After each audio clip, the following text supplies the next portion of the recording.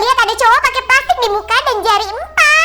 Jadi awalnya ada seorang pria ngeliat seorang cewek, tapi dia bingung banget di belakang cewek ini tuh selalu ada pria muka plastik. Bahkan pria tersebut menggunakan 4 jari gitu.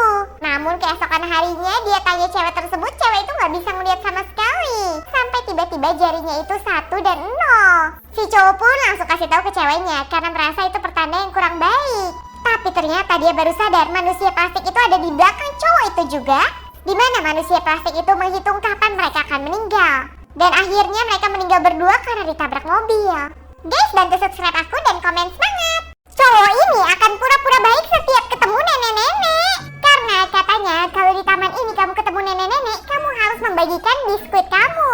Karena ternyata sebenarnya nenek tersebut adalah seorang peri yang lagi menyamar yang akan mengabulkan satu permintaan kamu.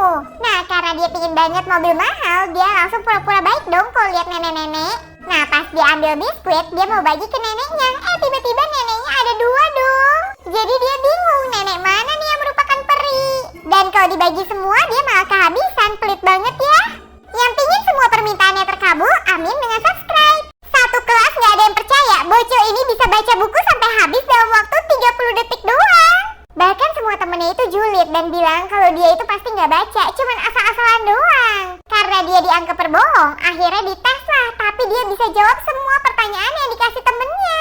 Gak hanya itu aja, akhirnya tim ini kasih buku baru yang gak pernah dia baca. Dan pas ditanyain soalnya, dia benar-benar bisa menjawab semuanya. Karena menurut dia, matanya kayak kamera yang bisa merekam apapun yang dia lihat. Bahkan karena belajar terus, dia suka diomelin sama orang tuanya.